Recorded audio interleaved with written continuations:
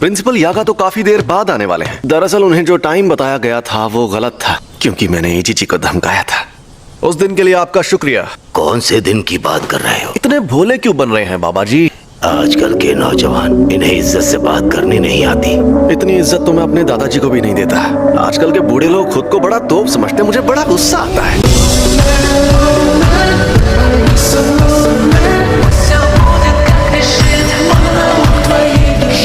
मैं senior member से आपकी शिकायत कर दूंगी। आप इनसे ऐसे बात नहीं कर सकते। हाँ तो कर दो शिकायत। वैसे भी मुझे यहाँ बैठने का कोई शौक नहीं है। तो कल रात मुझ पर 2 अनजान अव्वल दर्जे की शक्तियों ने हमला किया। मुद्दा यह है कि वो 2 शक्तियाँ साफ साफ बातचीत कर सकती थी। शायद उनके और भी साथी हैं जो उनके जितने ही ताकतवर होंगे। ये तो बहुत बुरा हुआ। अरे बुरा कुछ नहीं हुआ। मेरे लिए तो उनसे लड़ना लूडो खेलने जितना आसान था।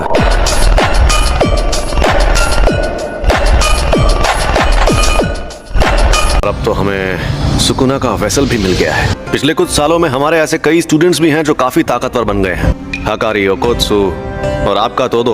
अब जो शक्तियां सामने आएंगी हम उनकी ताकत का अंदाजा नहीं लगा पाएंगे। अब क्या कहना चाहते हैं? आप समझे नहीं? वो तूफान अब इतना ताकतवर बन गया है कि उसे और नहीं रोक पाएंगे।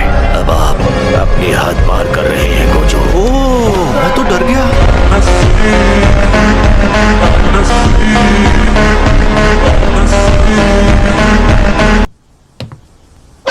और हाँ, प्रिंसिपल यागा यहाँ 2 घंटे बाद आने वाले हैं। मेरे लिए कप चाय ले आओ। Yes sir. अगर जल्दी भागकर जाऊं तो उनके साथ सेल्फी ले सकती हूँ। Thank you so much. You are welcome. मुझे फोटो मिल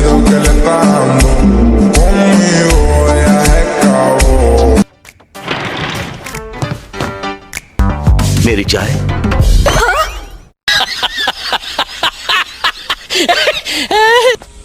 फर्स्ट ईयर वाले कहाँ गए? उन्हें कुछ होगा तो नहीं? वो लोग दूध पीते बच्चे नहीं हैं। मेरा मतलब है कि आज ही के दिन क्योटो के प्रिंसिपल यहाँ आएंगे। मीटिंग में स्टूडेंट्स का आना वैसे जरूरी नहीं है। तुम्हारा मतलब माई भी साथ आएगी? ऐसा हो सकता है। वैसे भी क्योटो के वो बूढ़े सर सबके सामने कोई तमाशा नहीं करना चाहेंगे। एक प्रिंसिपल को अपनी इज्जत की फिक्र होती है, लेकिन स्टूडेंट्स को ये फिक्र नहीं होती। ये लोग यहाँ और वेंडिंग मशीन नहीं लगा सकते? इन्हें संभालने के लिए बहुत सारे वर्कर्स चाहिए। जेनिन सीनिया। ये भी जेनिन है। आप यहाँ क्या कर रही हैं? मुझे सरनेम से मत बुलाओ फुशिगुरो। तो कुछ और 3rd ईयर वालों की जगह इनसे कंपटीशन करवाओगे? वो यूजी आधा शापित शैतान था। वैसल तो बस बोलने की बात है। अब वो मर गया है तो तुम्हें अच्छा लग रहा होगा, क्यों? मैं बस यहाँ देखने आया हूँ कि यो कुछ की जगह लेने लायक है या नहीं। तो तुम ही फुशिगुरो हो ना? और तुम्हें कैसी लड़कियाँ पसंद हैं?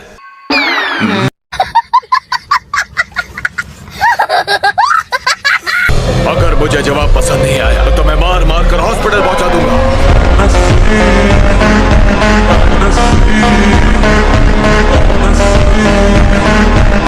मैं जिस इंसान को जानता तक नहीं, मैं उससे अपनी पसंद की लड़की के बारे में क्यों बात करूं? क्योटो 3rd ईयर दो आओई। अगर मैं अपने आखिरी एक्सचेंज इवेंट में जरा भी बोर हुआ तो मेरा दिमाग बहुत खराब हो जाएगा। मैं तुम पर रहम खाकर अभी सिर्फ अधमरा करके छोड़ दूंगा। बेहतर होगा लड़ाई ना करो। दोबारा के पास हथियार नहीं है। अगर लड़की का दिल बड़ा है तो बाकी चीजें कोई मायने नहीं रखती है। तुम बोरिंग हो फुशिगुरो।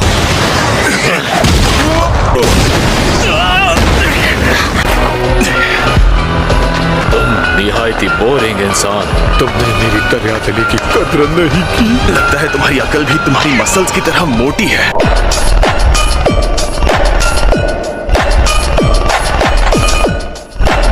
जो 1 साल पहले गेटो नाम के जादूगर के टेरर अटैक से लड़ा था। तोदो। ये वही तोदो है जिसने अकेले 5 पहले दर्जे की और 1 अव्वल दर्जे की शक्ति को खत्म किया था। सुना है तुम शापित तकनीक इस्तेमाल नहीं करते। अव्वल दर्जे की शक्तियों पर करता हूँ। यानी पहले दर्जे की शक्तियों तक नहीं करता? तो चलो आ जाओ। इससे हाथापाई में जीतना लगभग नामुमकिन है। इसकी फुर्ती तो पहले से ज्यादा और बढ़ गई है।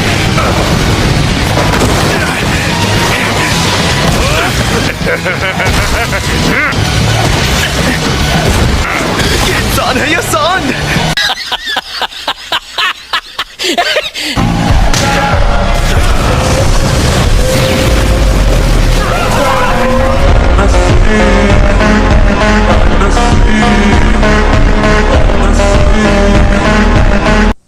अच्छी जुजुत्सु जादूगर बनना है तो ताकतवर लोगों से पंगा मत लिया करो। ये मेरे काम से आई थी, लेकिन तुम यहाँ क्या कर रही हो? तुम इतनी बेकार हो, पता ही नहीं चला तुम कब आई। वैसे हम दोनों एक जितने ही बेकार हैं। अरे रहने दो, हम दोनों का हाल बहुत ही गया गुजरा है। नोबारा खड़ी हो जाओ। मैंने इसे सुला दिया है।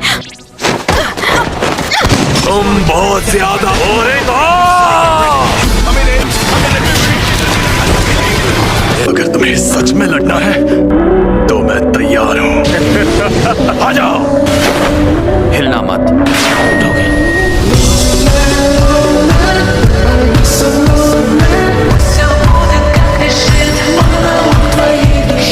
ये तुम दोनों क्या कर रहे हो?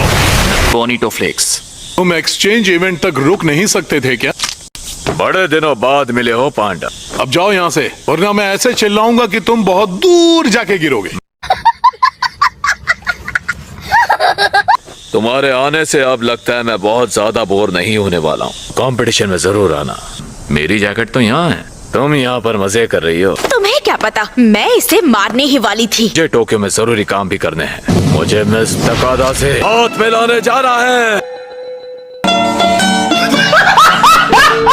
मैंने अपने एक भरोसेमंद दोस्त को बुलाया है, कैंटो नानामी, एक एक्स ऑफिस वर्कर जो अब जुजुत्सु जादूगर है। कई जादूगर अपनी आंखें छिपाने के लिए चश्मा या पट्टी पहनते हैं। बहुत सारे जुजुत्सु जादूगर थोड़े अजीब होते हैं। ये एक कंपनी में काम करता था ना, इसलिए ये बंदा उतना भी अजीब नहीं है। इतनी तारीफ करने की जरूरत नहीं थी। आप शुरुआत से ही एक जुजुत्सु जादूगर क्यों नहीं बन गए? मैंने जुजुत्सु हाई में पढ़ाई की और मुझे एक बात पता चली कि जुजुत्सु के जादूगर बेकार होते हैं।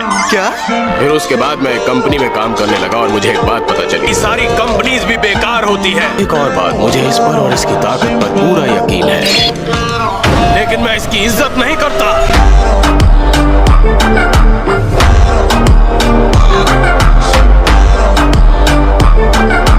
बड़े कंफ्यूज्ड आदमी है। हाँ वही तो। खैर, बात को लंबा खींचना बेकार है। भले ही तुम्हारे अंदर सुकूना नाम का ज्वालामुखी पल रहा है, मुझे ऐसा बिल्कुल नहीं लगता कि तुम एक जुजुत्सु जादूगर हो। अगर किसी काबिल बनना चाहते हो तो तुम्हें बहुत मेहनत करनी पड़ेगी। अगर आप ये एडवाइस नहीं देते फिर भी मैं मेहनत करता। जाओ, जाकर ये बात हमारे सीनियर से कहो, क्योंकि मुझे इस बात से कोई फर्क नहीं पड़ता।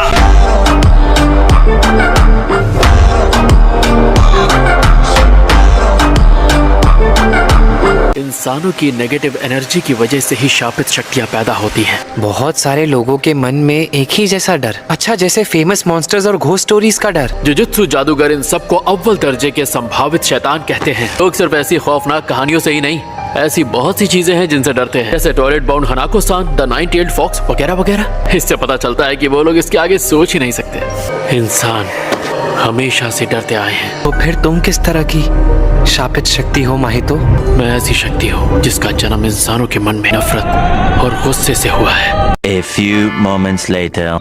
तुम्हें ये दिख रहा है? एक शापित शक्ति का छोड़ा हुआ दाग। नहीं, मुझे कुछ नहीं दिख रहा। क्योंकि तुम इसे देखना ही नहीं चाहते। तुम्हें थोड़ा ध्यान से देखना होगा। हाँ मुझे दिख रहा है। एक अच्छा जादूगर इन्हें देखने से पहले महसूस कर लेता है। हो सकता है ये सब उस लड़के ने ही किया हो, लेकिन उसके चांसेस बहुत ही कम है। रुक जाओ यूजी, तुम जाके उसे संभालो जो वहाँ पर छिपा हुआ है। अगर ऐसा लगे वो तुम पर भारी पड़ रहा है तो मुझे बुला लेना। आप तो मुझे कुछ ज्यादा ही हल्के में ले रहे हैं।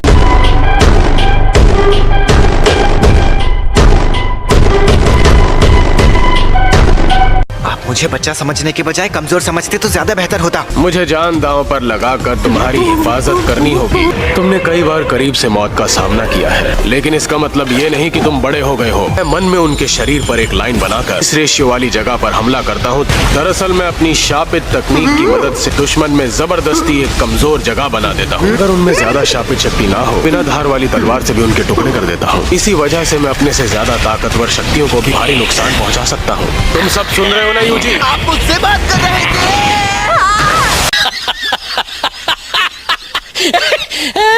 आप दुश्मनों के सामने ये बातें क्यों बता रहे हैं? जादू के उसूलों की वजह से अपनी तकनीक के बारे में बताने से वो और कारगर बन जाती है।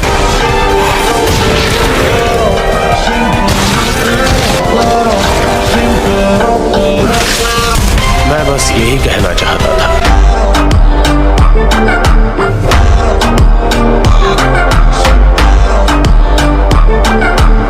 धार वाले किनारे से टुकड़े कर दिए। एक तो इन्होंने अपनी तलवार पर कवर लपेटा हुआ है। क्या बात है। यूजी जरा अपने पीछे देखो। नजर हटी तो दुर्घटना घटी, समझे? अरे आप ही तो मेरा ध्यान भटका रहे हैं। तुम्हारी शापित शक्ति थोड़ी धीमी रफ्तार से बाहर आती है। तुम अब भी जल्दी शापित शक्ति पैदा नहीं कर पाते। अब तुम वार करते हो, उसके 1 सेकंड बाद तुम्हारी शापित शक्ति का वार होता है। तुम्हारी फिजिकल पावर अच्छी है, लेकिन शापित शक्ति में वो बात नहीं। तुम्हारी शक्ति का वार